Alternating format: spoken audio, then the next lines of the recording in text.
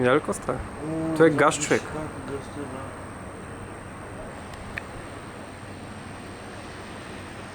Няма пожарни да отцепят райони, нещо.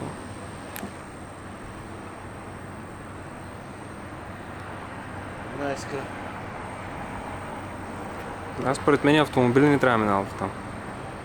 Покрай улицата. Как са стели са?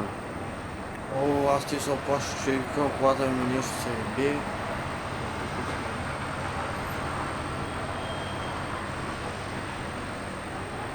Защо не спрат гъста? Не знам ето нещо. Та отгоре изтича смисъл от това, което е за обратното налягане. Виждаш ли? Тя от едната тръба е замнал там. Която е да освобождава как се засили.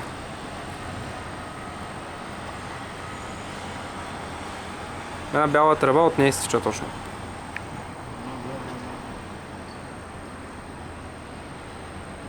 Тук е бомба сега. Тя по принцип не гърми, ще се запали, ама тя се разрежда много бързо с това. Ама много разбираш, сега ако пламне там, ще гориш нагрей всичко, предполагам, ще стопи и може да стигне до... Експлозия не може да стане? Ами не, експлозия чак не. Трябва да е затворен съд нещо да успее да влезе из крама. Аз като спрях покрай колата, викам нещо тук мирише, Аз не знам защо няма пожарни глупости, тези да не би да не са се обадили, тя ще чуя дали са обадили на ченгетата да им кажа, че някаква авария има, че виждам. То може би на пожарната. Да подам аз един сигнал. Да, А? да.